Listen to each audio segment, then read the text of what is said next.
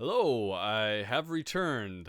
Unfortunately, I wasn't able to record the last couple of weeks because I got very sick and my throat decided to stop working during all of that. And even tonight, I've got a glass of water here in case I start coughing and I may need to pause, but hopefully not. Um, but I'm glad to be back at it. So, when last we left off, I had gotten the test reader proof complete and I was sending it out to people to get it read through and give me feedback. And so today we're going to talk a little bit about how to get feedback, what you're looking for, and then decision making based on the feedback that you receive. From there, we should be able to finish this out tonight, and then I'll do one more recording of the finished document. So let me start with a quick note, just general stuff. Whenever you're writing, you do need to be aware of current contexts of things and what's going on. So even if you're trying to write something that's timeless or set within a specific period or anything like that, there is still certain messaging that goes in different ways based on what people are going through right now. So there are a lot of people right now that are trying to address abuse in their lives, address toxic relationships, things like that. And that's become something that's very much in the forefront of society. I can't hop on Facebook without seeing a lot of memes about people talking about ending toxic relationships or being willing to say no and have established boundaries and things like that. And so it is something that is important. But that's where I have been trying to be careful in the messaging of the story itself. And so I wanted to talk a little bit about that because it does come up. So in the messaging, I was very specifically trying to share the story or share that while there are differences of thoughts and opinion, where there is a difference of, it could be, I never defined what it was, whether it was religion or politics or, something else. The idea is that there's somebody who has a different belief system than you. And so that itself does not make anything toxic. Although there are some people who very much disagree and feel very hurt or attacked if somebody has a different opinion. That's a different subject. But there are some people that are very toxic, they're abusive. And so in this, that's why I had the main character, Adam, ask his dad the question of, so is he going to hurt me? So is there a real danger here? Is there a chance that this is going to cause trauma or damage or anything like that? And his dad clarified that no, he cares about you. He would do anything he could to protect you and make this better. But I also understand that for some people, this could still come across as an area where they need to have some sort of caveat, like, hey, by the way, as a forward to this, if there is someone who's actually toxic or abusive, you can step away from that relationship. It's okay to break those family ties. It's okay to break these things. And I agree with that. If there's genuinely a situation where there is abuse, if there is like this damaging relationship, it's okay to break that. However, that's not the case in this story.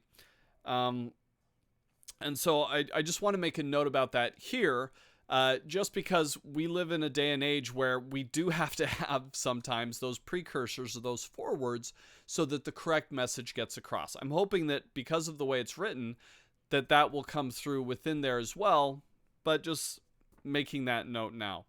Also, with the same note for that flip side that I'm not going to deep dive into, but just because somebody disagrees with you or has a different belief system, it doesn't make them toxic. Just because you are of one political party, it doesn't mean you can't be friends or connect or communicate with someone of a different political party. If you are of one religion, it doesn't mean you can't connect with somebody of another religion. It's okay to have people with different ideas and belief systems around you. In fact, it's very healthy to. But you can also establish boundaries of, this is what I'm okay with, this is what I'm not okay with. I do want to get to know you, but I'm also not willing to participate in certain activities or things like that. Having healthy boundaries is good, but just shutting people down because they believe something different isn't. And that's kind of part of the point of the story. So anyways, just wanted to talk about that, get that out of the way. But being aware that that is the time we live in, and that is something that is part of the messaging that could potentially come through if I'm not careful with the story. All right. Excuse me. All right, so moving on to feedback. This is going to be, wherever that is, what a lot of your feedback will come back as. People will read it and not mark it up at all. And then it's your job to try and probe and get more answers. You will still have some that end up completely blank, because even when you ask the questions, so for example, it's not, how was the story? You go, what did you like the best about the story? What stood out to you? What did you connect with? What areas bothered you the most? What did you enjoy the least? What would you change if it was going to be you writing it? What themes stuck out to you? What things didn't work for you? You know, you have to ask more probing questions to try and get some kind of response. And the reason I show this first is because I had a couple of my test readers that not only didn't mark anything, they gave the generic responses, yeah, it was okay, or I didn't like it. And then when I asked the probing questions, they gave very, very non-committal responses, which were, I liked everything, or I didn't like anything. Okay, well, more specifically, how did you feel about Adam? I didn't really feel anything. So sometimes you will get that. Just be prepared for that. That's going to be a portion of your test readers, even if they're people that want to engage, like you.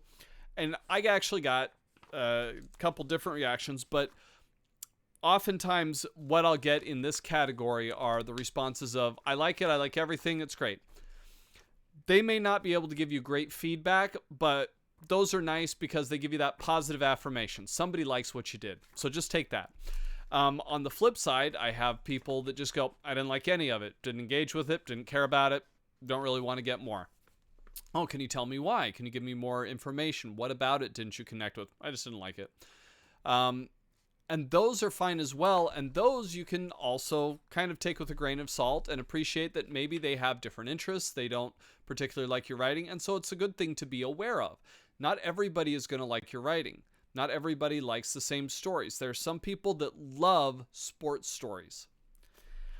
I don't like sports stories as a general rule. However, there are a couple of sports like anime series that I actually have enjoyed because of other elements or aspects of it, either the character development or, you know, a side storyline that I've been able to enjoy. But as a standalone, just a sports story, it doesn't do a lot for me. So that may just come down to personal preference. But that's the first group of feedback you'll get, are the ones that don't really give you anything. Nothing sticks out. The next ones that I'll talk about, here's a good example of that. They wrote nothing themselves. So yet again, just like the first category, how did you like it? No, I thought it was good. Okay, let me ask you some more probing questions. And from this particular one, the main feedback I was able to kind of wheedle out of them after probing for a bit and asking questions was that they thought it was good, but the thing that they would really have liked is to get more explanation about the puff, how it works, what's going on. So they wanted to know more about the mechanics of the zombification. They wanted a deeper dive on that.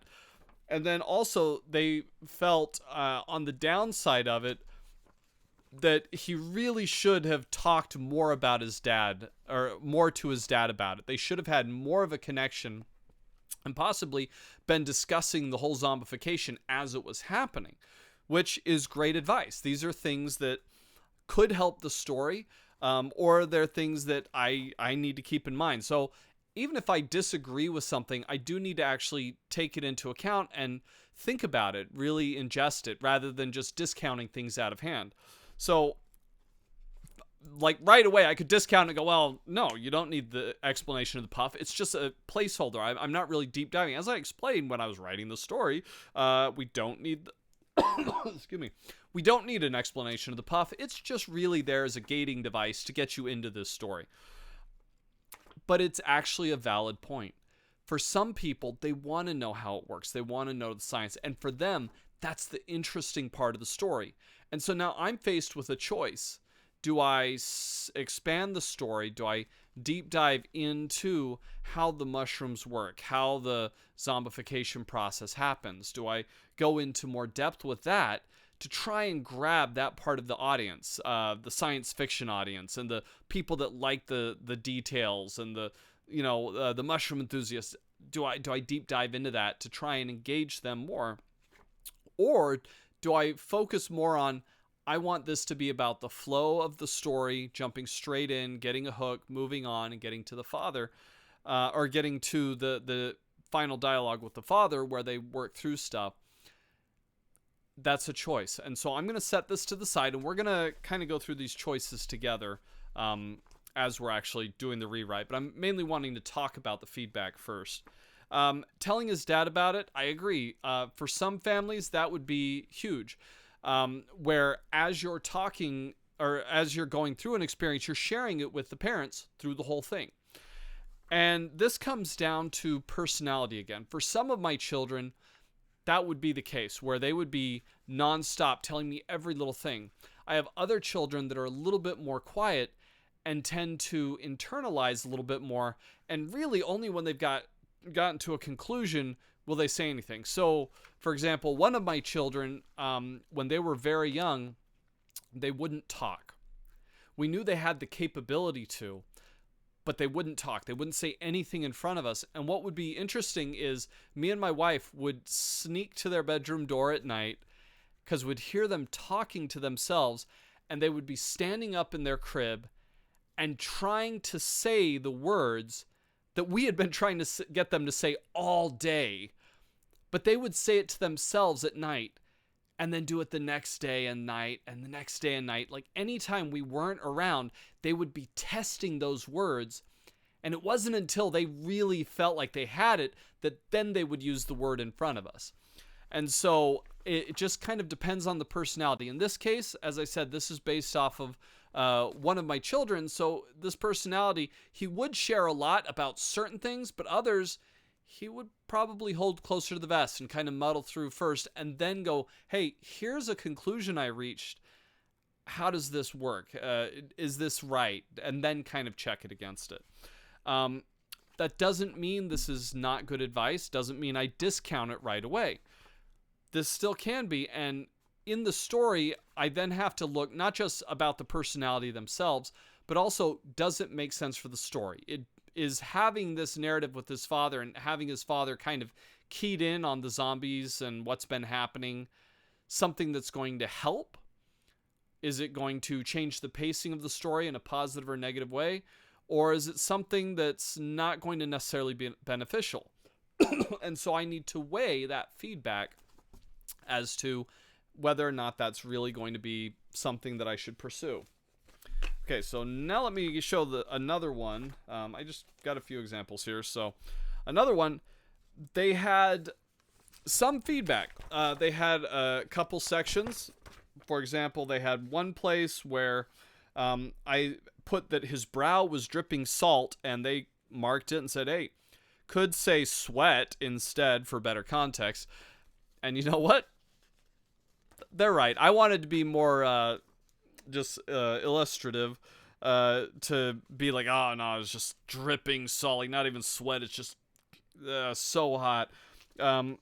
Anyway, but you know what? For context and for flow, I probably will change that. They had another one here about the mood, where I wrote, the mood was electric and Adam couldn't seem to relax as his neck hair stood up. And could be replaced with like electricity. The mood was like electricity. And that's one of those places where I can, as an author, go, you know, I'm going to take that into account. But ultimately, I don't agree with that one. I like that it's just the mood was electric. That to me feels smoother. It straight to the point. The reader obviously still understood what I was saying. And so for that, I would go against that. But I still took it into account and thought about the feedback and gave it due consideration. Same thing at the end. They brought up a continuance thing. At the beginning, I talk about crawdads. I specifically used the words crawdads. When we talked about, as I was going through the writing process, that, you know, they have other names, crawfish, crayfish, things like that. And at the end, he went upstairs to dream about crawfish and zombie bugs. Well, if I'm doing crawdads at the beginning, for continuity's sake, I need to do crawdads at the end instead of crayfish. So that was a great catch on their part. But I still, they were handling some technical things, but I didn't get the overall story and narrative stuff. So then I had to ask more probing questions. And this is why it's good to get a lot of back and forth. You're not just sending this out for proofreaders. That's a later step. That's actually right after this one. But it is about sending it out to get other types of feedback. So that's when I got to ask about, well, what worked the best for you? What worked the least for you? What did you enjoy? What did you connect with? What would you change if you were, you know, those types of things. And the big thing that came out of the questions with this person, and that's where I wrote notes on this, was the father-son conversation. There was some confusion from the reader about what exactly they were talking about. They weren't quite sure about, because he was talking to his dad about zombies, and then suddenly they're talking about his uncle. And so the reader got a little bit lost. They understood it overall, but it was just a little bit confusing for them. So as I review this, I do want to take that into account and say, okay, I had at least one reader that kind of struggled with the back and forth between the father and the son. All right. And then I always like to show this last one.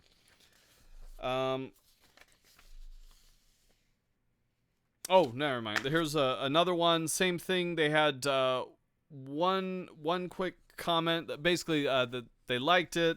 But the reason I grabbed this one as an example as well is this will happen as well, where you're writing in one format and your audience wants it to be a different format. So for this person, they liked the story. They had things they enjoyed. They had some things that they thought needed to be changed. Yet again, some of them are similar to others, and that's where I really start to listen, where it's like, oh, I had 3 people that all spoke about the same area. I really do need to evaluate how that's working. But the thing that this person pointed out was they didn't like the abrupt ending. Like, he just went to bed, and he's going to have dreams now about what happened. And I was like, okay, so is it the way it was written? And it came out that the story's too short. Like, I want to see more of this world. I want more of this story. I want to know the other animals that this kid interacts with. I want to learn more about the family. And so they enjoy it as a vignette, but it's too short for them. They want more. And so that's a very nice and gratifying bit of feedback that you can get, because like, oh, good, they care, they're enjoying this, they want more. So this is working, but it's also understanding the format. I'm not writing this to be a 200-page book. This is a short story, a 7-page-ish short story. It'll be different when I get all the formatting done, and maybe I'll do an extra episode just about formatting for books. I think I'll plan that now that I'm talking through it with you. Maybe that'll be the next episode, is formatting, and I'll do that while I'm potentially getting a professional proofreader. I have one that I love going to. She's amazing. So I'll see if she has availability and can potentially do the proofreading for it. So maybe this will be 2 more episodes. Excuse me. But the idea is that they want it in a different format. That's what it really came down to. They want more of the story. And so I can take that as a compliment, and I can pursue that at some point. I can say, hey, you know what? I do like this. I'm going to explore this world and this character and these relationships, and I'll make it larger. Let me see where I can take this. But for now, I am making the choice that this is a short story. So I just can take this bit of feedback as a compliment and go, that's really nice. I'm grateful that they can connect with it. But maybe I'll do something with it later. All right. There was... Sorry, I'm trying to figure out where I stuck all this in the piles of feedback here. Oh, okay. This is the one that I needed to show that I was just about to talk about. I have a built-in filter in my wife, and I both love and hate to give her material because when we first got married, she very much looked at the stuff and was the supportive. Oh, that's nice. That's good. Good job. We've been together nearly 20 years now, so now here's this. Okay, here's all the stuff that's wrong. Here's the stuff you need to change, and she will very, very honestly shred it apart, and that is a good thing. It's difficult to take criticism and feedback and very, very meticulous, nitpicky remarks sometimes, but they also help make your product better. So for this, there is a lot of feedback that we could go into. It combines both the way the sentences are put together, sentences that are working well or that are not working well. A kind-loving note of this paragraph is a little clunky. But there's also areas where she was calling out things that are very obviously part of our family that may not be shared in other families. For example, like the daughter, when she's running home and she calls out dinner time, and then they get home and dinner's not ready. And for us, that's a normal thing. Our kids will take whatever message, hey, it's supposed to be this, so that's the message I'm sharing to all the other kids to get back to the house.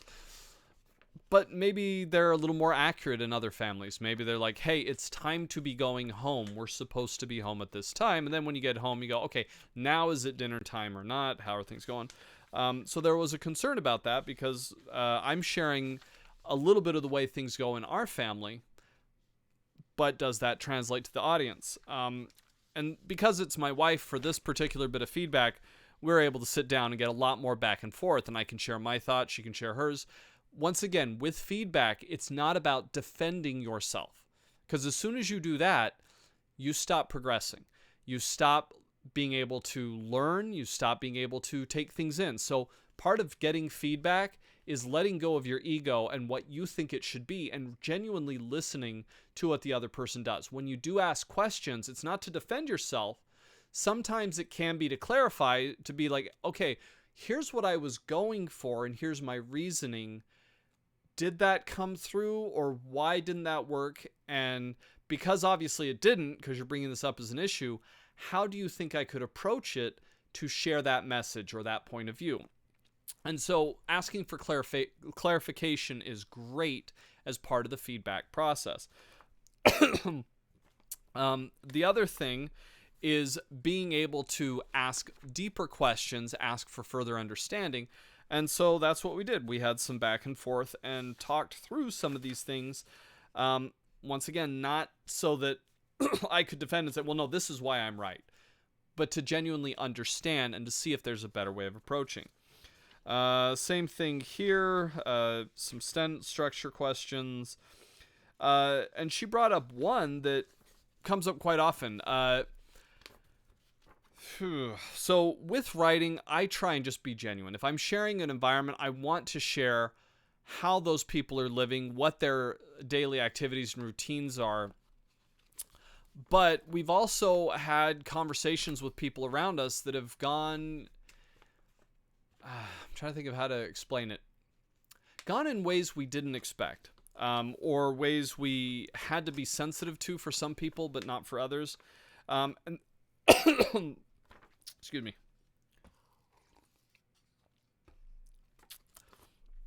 The one that came up is after dinner came the nightly scripture and prayer and getting ready for bed. For us, that is just... it's part of our nightly ritual. It's part of the routine. So for my wife, she's like, hey, no, just say nightly routine. For me, as the author, it's important that I have that information because this really shows their lives. Right or wrong, whether you agree or disagree, this is part of their daily routine. But there's a little bit of shyness there simply because in the past, we have our family stuff, but we've had some people that have taken us going, oh, well, we're going to do family scripture and prayer now. It's part of our routine. And it's like, oh, are you trying to force something upon me? And we have to explain, like, no, but this is what we do with our children, and we're going to follow our structure when we're on our home. And even if we go visit somebody else, we need this time for our family because it's important to us. Having our, our time together as a family, doing the brushing and flossing together, making sure our kids know that we love them, actually hugging them, tucking them into bed, like that's important to us to have that time together. And that part of our family, having that religious time together, is an important part of our lives and our structure. But for some people, they've been concerned about it, whether they've had religious trauma from poor previous experiences or there's something else at play. That has become a sensitive topic for some people. For other people, they're like, oh, cool, great, go for it. In the same way, like when we go to visit somebody else's home, we've had a lot of people, oh, are we allowed to pray in the way our religion does? Like, that's great. I would love to join you. Well, our family has this ritual and practice, and as long as it's not something that is damaging or harmful, and it never is. It's just different cultures, different religions, different approaches. It's fine. We are happy to join in that, and we're happy to understand other cultures, other religions. I would love to pray with you in whatever temple, mosque, or even if you're not religious, I'll go for a walk in the woods with you for a spiritual moment. If that's what you want, I'm happy to connect with people in those ways.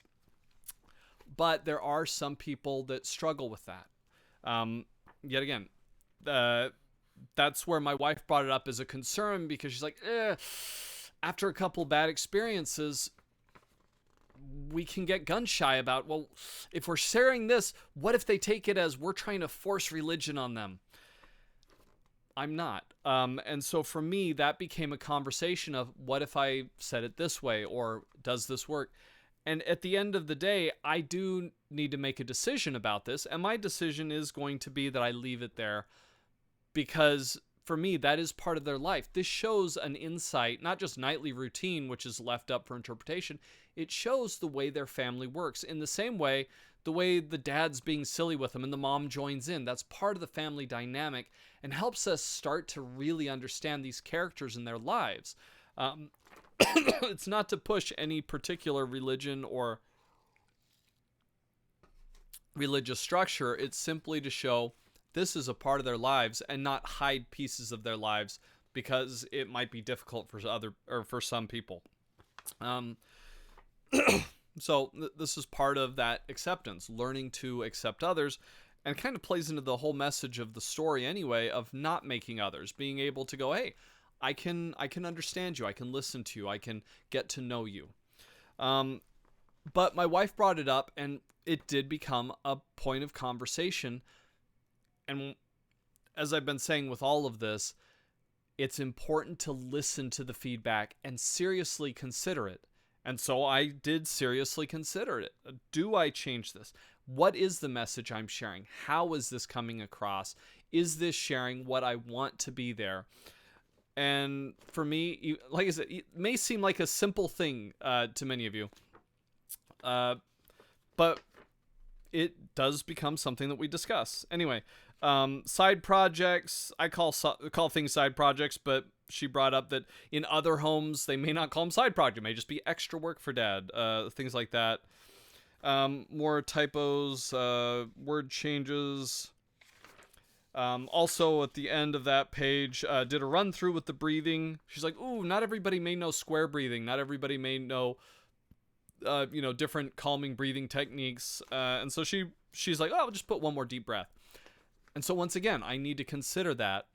And this is another case where I'm probably still going to go with the running through the breathing, because I think for a lot of people, especially kids that may have been dealing with things and are going to therapists, they will relate to this. And those that don't go, ooh, they're doing something with breathing. I may not understand it, but I can still flow with it in the context. but we'll see when I get there. This is another place where I'm trying to consider. Let's see. Okay, and back to, there was another note about the conversation between the father and son. And for me and my wife, it became a conversation about personalities because she was feeling like the character lets go of the zombie narrative too quickly when the dad goes, no, he's not a zombie. And then they get into what this is really about. And the reason for that is because for me, and also for the child that it's based off of, that kind of happens. It's like, hey, I get locked into a narrative or a specific set of thoughts, but as soon as that's addressed, then I can move on to other things. And same thing for the child that this is based on. For my wife, that becomes much more difficult. It's like, hey, if I've been locked into something for a while, even when I get the answer, my head's still going to stay in that headspace, and so I won't be able to leave that very easily. And I understand that. And so that could be something where I do want to linger on it a little bit more. I do want him to be locked into the notes, zombies, zombies, zombies. But we'll evaluate it right now as we go through and make these changes. I know it's already been a half hour just talking through the feedback. We haven't even made the changes yet, but we'll get to it right now. This will actually go fairly quickly, but it's something, as I read through it right now, I'm going to address it there and go, okay, how is it feeling? And in my mind, as I'm going through it, I will then make the decision, taking into account the feedback and all of all of this feedback, but then making decisions and choices as I go. So let's start with the simplest stuff. Whenever there's typos and errors and things like that, those are the easiest, like low-hanging fruit to just go through and deal with. Trying to get these put together in a way that will get them all out and clean. Okay. There's that one and this one right here. Sorry. And that one right. Okay. Okay, so let's start with this right here. So his brow was dripping salt. And I will change that. So I am just going to make it sweat because it is clear, it is straightforward. His brow was dripping sweat and his shirt was soaked. Great. Straight to the point. And that one I was willing to change very quickly because as soon as it was pointed out, it's like, that does make sense. I do want to keep that the mood was electric. But then there was, the continuity right here. So it was crawdads up above. So if I put crawdads, why am I not finding anything?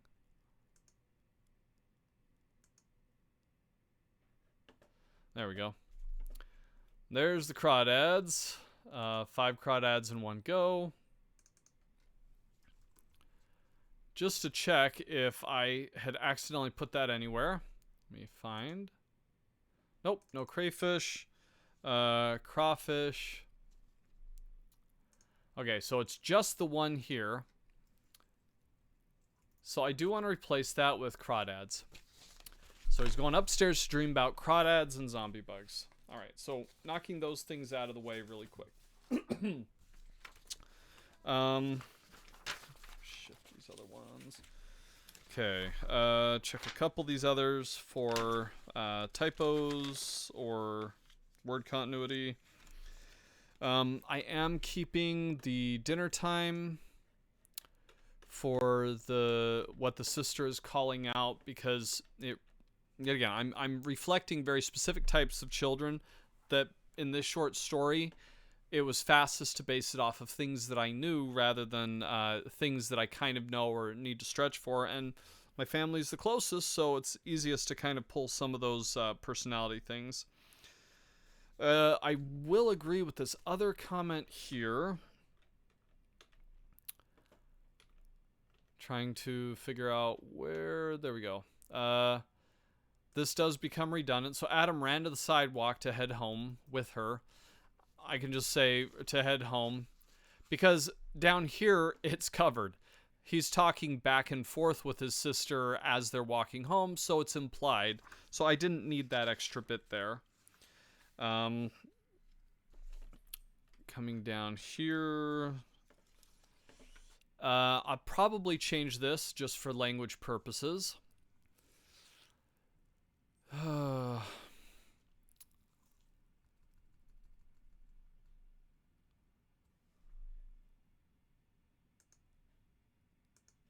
And attempted to sneak to the stairs to get up to his room. His... Oh, if I can type, His dad walked up behind him and began to shadow every movement that Adam made. Okay, so just splitting that up, offering a little bit more clarity. Okay. By the way, this is the paragraph my wife called clunky. And I kind of agree, but at the same time, I like the play between the father and son, so I'm just going to keep that in mind. And his father. I'm going to keep it in mind as I'm doing the read-through, and then as I'm going through, if I feel that there need to be more changes, I can adjust that. Let's pop down here really fast. So do caught the crawdads. And so I do agree with this other comment right here.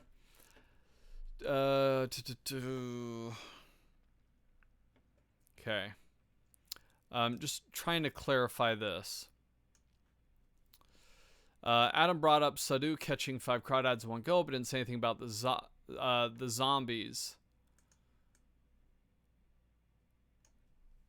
Then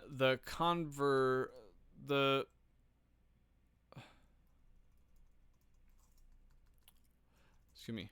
While everyone got sillier and sillier with their responses, Adam felt the darkness closing in. So I'm referring back to this beginning part. So when they sat down to eat, Adam was feeling connected to his family again. Mother was smiling and Dad was asking everyone about their day. Adam brought up Sadu catching 5 crawdads in one go, but didn't say anything about the zombies. While everyone got sillier and sillier with their responses, Adam felt a darkness closing in. Okay, so it just kind of cleans it up a little bit. As I said, I'm going to keep the nightly scripture and prayer. I'm going to keep the side projects for now. He wanted this, I do agree with. Wanted to talk to his dad, just because it just a little cleaner, a little more straightforward, less wordy. Couple other of these comments I've kind of made decisions to ignore, like move him toward his bed. There was a recommendation that I put move him toward his room. It's really about that end goal. It's about going to bed. It's not about going to the room. So yeah, he needs to go to his bed rather than the room. So I'm gonna keep that one.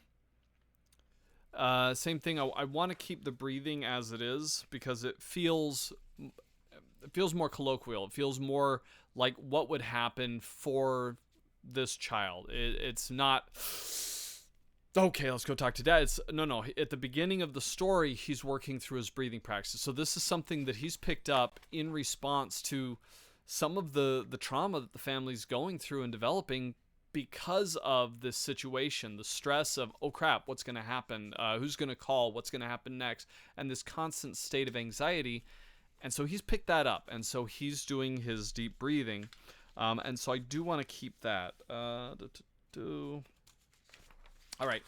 Okay, I think that's the main of just like typos and sentences straight out changes. Okay, the rest is now taking into account the story as a whole. We're checking for flow. We're looking for if there are places that make sense. Sorry, I'm bumping things, shifting around a lot. That make sense to either add more information at the beginning, to have a conversation with the dad earlier on, or a flashback to the conversation with the dad, have the conversation with the father lock on to the zombies more, take longer, stretch out. Even if I keep this exactly the same, the point is that I'm doing a read through with these things in mind and trying to figure out if they make sense. Same thing with, what were some of the other things? Making sure it's clear that I'm not promoting allowing yourself to be in relationships that are toxic or abusive. That it really is about making sure that this child is safe. At the same time that it's really about a difference of opinions and coming to an understanding of that, where it's okay to have differences, but not to put a child in danger. So making sure that that comes through clearly, making sure that, what are some of these other ones? Not letting go of the narrative in the correct way. Seeing if there's other opportunities to talk about the puff, talking about, all of that fun stuff. And checking, see if there's anything else I need to add. So let's read through it together as we go. I'm going to be reading it, but also make whatever changes I need to on the way. Excuse me. All right. Get one more cough out of the way and another drink. And see if I can make it through without too much of a breakdown. Okay. The Puff by Henry Elmo Bawden. Jerome's headless corpse rose and began to pursue Esther and Fred. Adam screamed, watching his two friends climb as fast as they could to get away. Tina, Greg, and Shanna moved toward Jerome, trying to stop him. They were more aggressive than Adam had ever seen them before. Only a week ago they were happy and living in peace and harmony. Then the Puff came. Seemingly innocuous, those closest to it began to change. Within a few days, Jonathan was gone, but his body kept moving as if controlled by remote. Where he was kind, peaceful, and lived only to make music before, he turned into a creature of nightmares, walking with a will that was not his own, and becoming a host for strange white growths. While the infected became violent, the scariest part was that even without actual contact, the Puff spread. It seemed to Adam that all his little friends would finally fall prey to this fungal form of zombification. Rubbing his eyes, hands shaking, Adam sat straight and backed away from the anthill, still watching the ants try to fend off what was left of Jerome the cicada's body. He was watching the now familiar Puff escape the fungus on the corpse and land on their carapaces. Esther, Fred, and many others, recognizing the danger, were busy pulling debris to block the entrances to the anthill, leaving the most heroic outside to face their doom. Adam could see his family in the conflict. That would explain things since the Easter egg hunt. The Puff must be getting them too. Dad said that Uncle Solomon was a mindless and uncaring oaf. Maybe he had become a zombie. Adam stood up, walked from the back fence line, and sat down on a chair by the fire pit. He practiced the slow breathing that he had been learning by watching his parents after their stressful interactions lately, and then he looked around. His brow was dripping sweat, and his shirt was soaked. He would love to go to the pool, but nobody could drive him today. Instead, he watched as Patrick and Michelle, two of the chipmunks that had moved into his backyard last autumn, ran around after each other along the fences and over the garden beds. He could see the hole where Chuck, one of the neighborhood rabbits, had dug before spying Adam and running back over to Mrs. Moncito's more open backyard. Okay, I'm going to stop there for a second. While I can appreciate the feedback and wanting to have more, for me, this feels good. I'm enjoying the way that this does just roll. It gets into the action. It moves on. It sets the stage.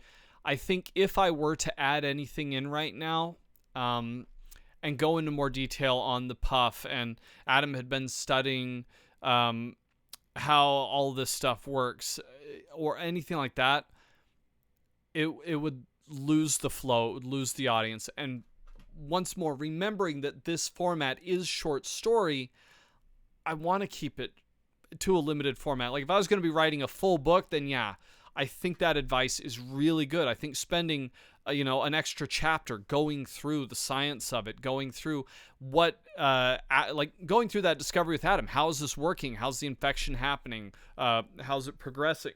that could be really engaging and cool.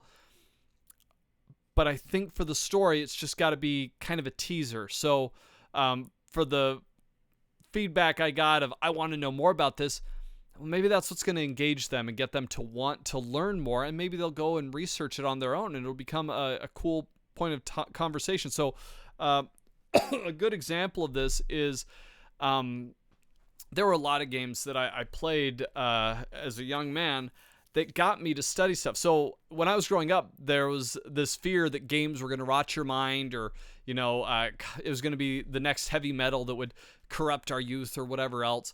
And I kept latching onto, there's all these reports saying it improves hand-eye coordination and, stuff like that. But the real power of it came from these unexpected effects.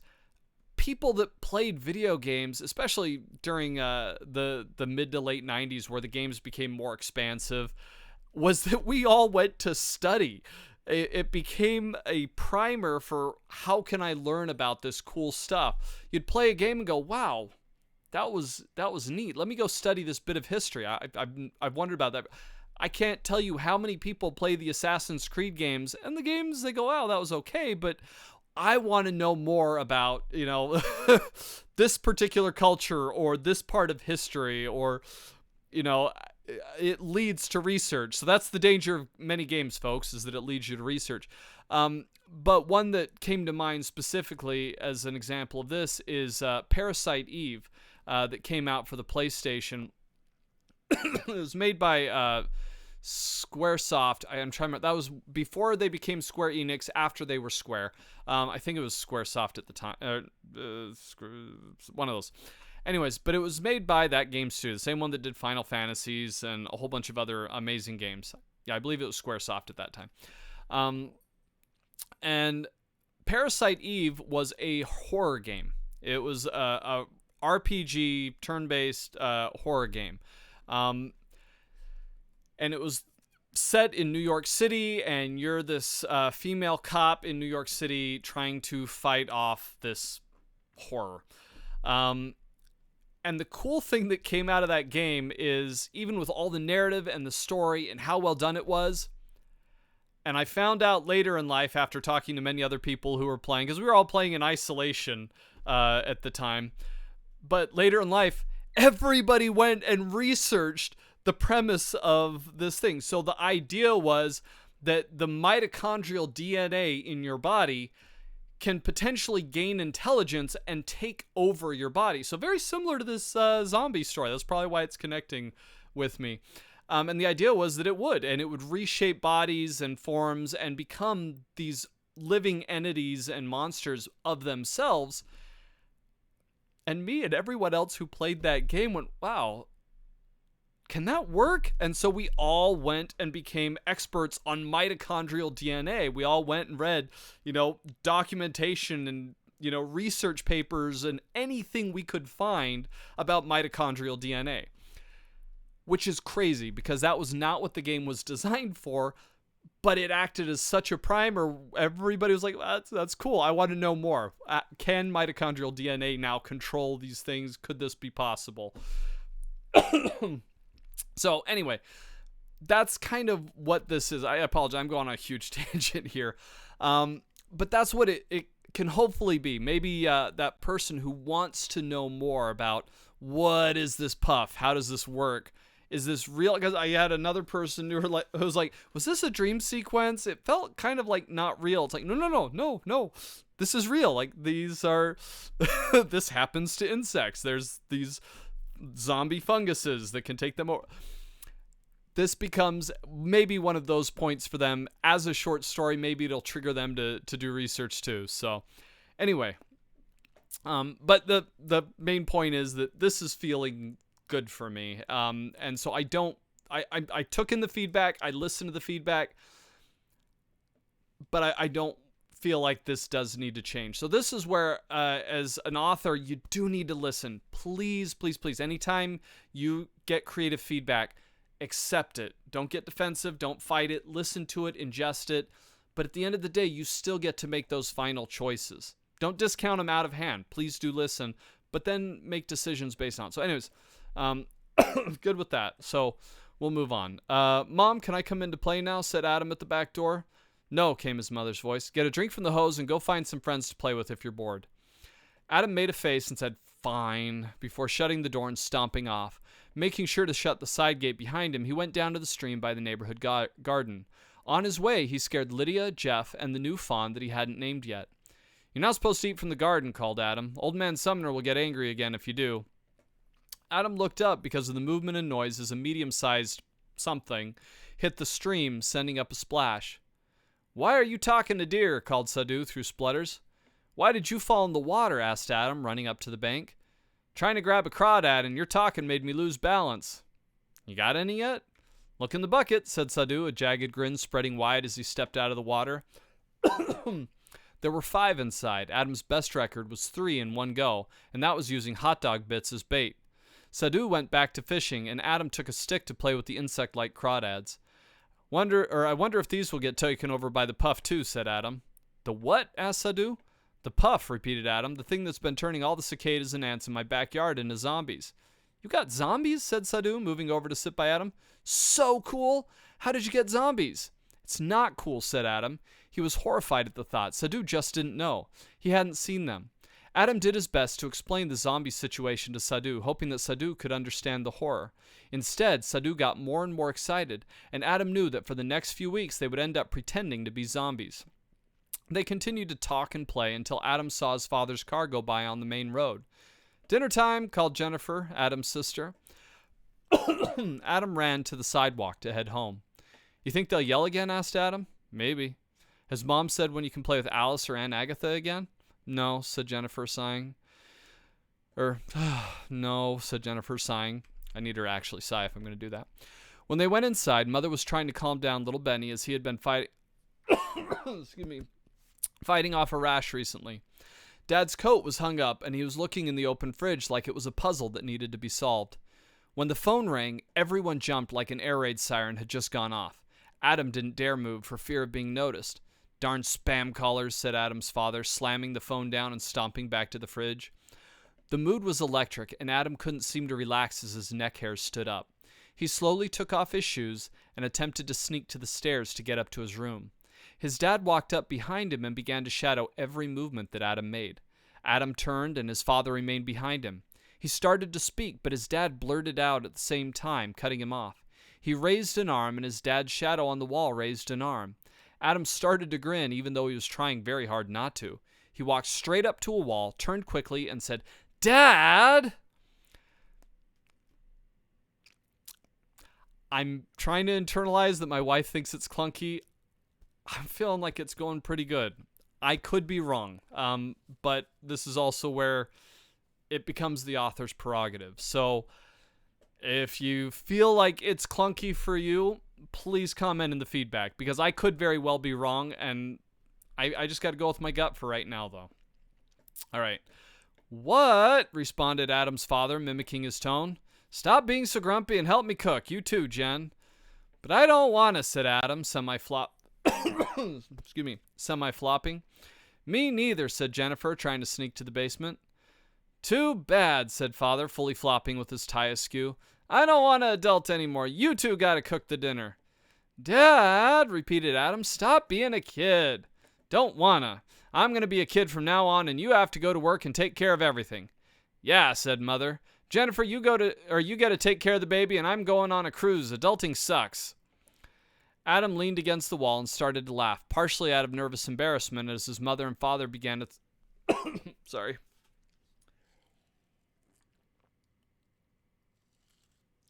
Okay.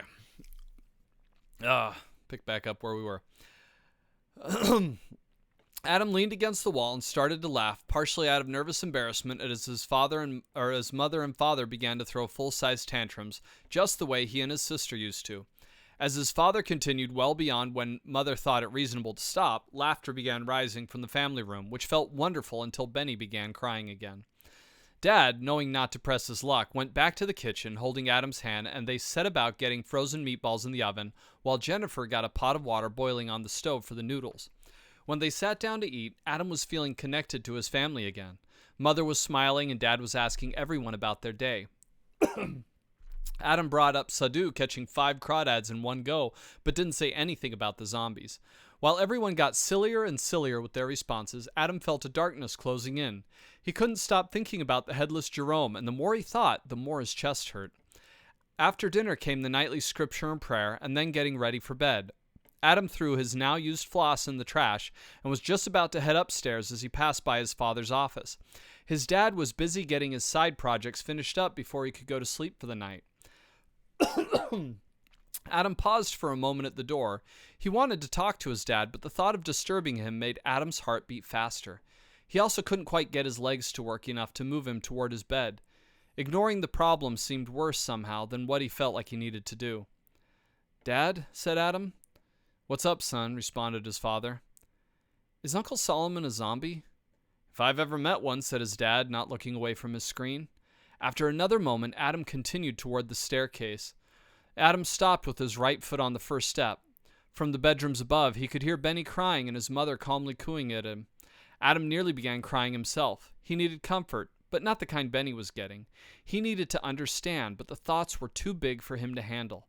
Adam sat down and began counting and breathing. He would have to face his dad, really face his dad, if anything was going to change or improve.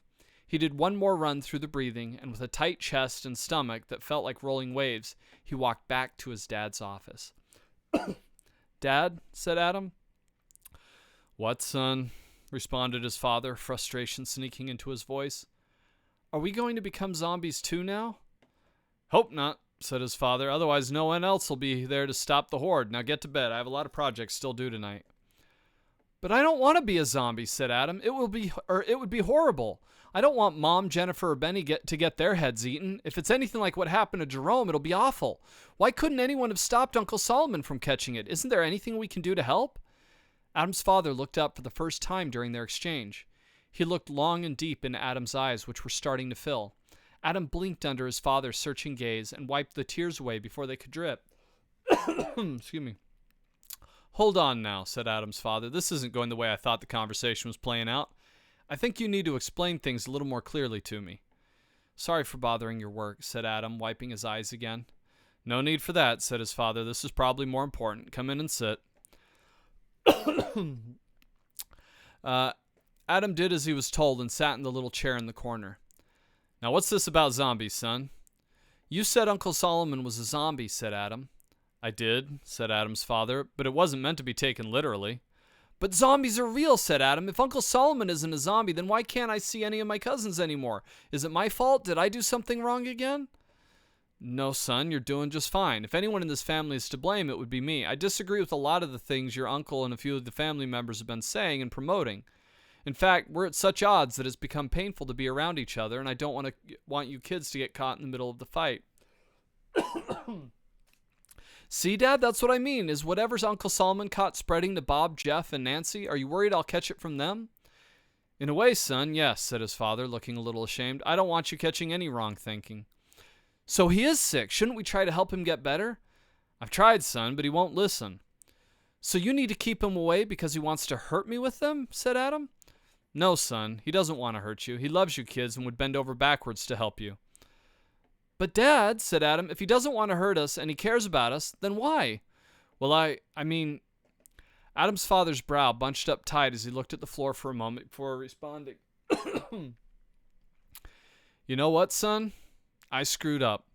I've been a hypocrite and have been sending you kids a messed up message. You remember how I told you that the differences in the people around us were good? Yes, that was the right message. Everything else from me being human, and everything else was from me being human in a bad way. I'm sorry." Adam's dad leaned in and gave him a hug. "It's okay, Dad. I love you," said Adam through giggles as his dad had started to tickle him while Adam was trapped in the embrace. "I love you too," said his father. "Now get to bed." Before I continue on, a couple of those things I was watching for, I do feel like this was clear enough to not send that message of it's okay to allow, family members to pursue an abusive relationship or whatever else. Because he does check against, is he out to hurt me? Well, is he hurt? What's going on? Like, it becomes clear that no, this person loves and cares about you. They just have different ideas. They're not going to hurt you. They wouldn't dare do that. They love you. They would look out for you. So I do think that comes clear. Like I said, it wasn't even brought up much. It was really more just one of those cautionary, like, well, nowadays type things. But I think this is clear enough that I don't really need a foreword. I don't need a caveat that this covers it. And then hopefully anybody reading it goes, okay, so in this case it's okay.